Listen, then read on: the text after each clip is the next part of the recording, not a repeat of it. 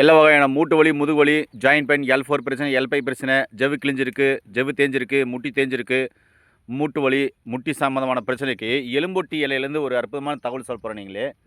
சொல்லுங்க ஐயா, இந்த எலும்பொட்டி இலையை எப்படி பயன்படுத்தணும்? இது எப்படியெல்லாம் பயன்படுத்தினா நான் சொன்ன எல்லா பிரச்சனையும் சரியாகும் சொல்லுங்க ஐயா. ஆமாம் சார், இந்த எலும்பொட்டி இது காடுகள்லேயும் மலை சார்ந்த இடங்கள்லையும் வளரக்கூடிய மூலிகை. இதில் வச்சு சில மரங்களோட கொடி மாதிரி ரொம்ப ஹைட்டாக கூட வளரும். அப்பேற்பட்ட ஒரு மூலிகை தான் அந்த எலும்பொட்டி. வழவழப்பு தன்மை கொண்டது, குளிர்ச்சியும் சூடும் இரண்டும் கலந்து கூடிய ஒரு மூலிகை இது. இதை தொடர்ந்து பச்சையாகவும் சாப்பிடலாம், அல்ல காய வச்சு பொடியாகவும் பண்ணி சாப்பிடலாம். அப்படி தொடர்ந்து சாப்பிட்டு கொண்டு வரும்பொழுது உடலில் ஏற்படுகின்ற ஜாயிண்ட் வலி, இடுப்பு வலி, இந்த L4 L5 அந்த இடத்துல வந்து அந்த லிக்மெண்டேஷன் சொல்லுவாங்கல்ல, அந்த பசப்பசப்பு தன்மை, பசத்தன்மை இல்லாத போகிறது வந்து இதில் வந்து 100% குணப்படுத்தும்.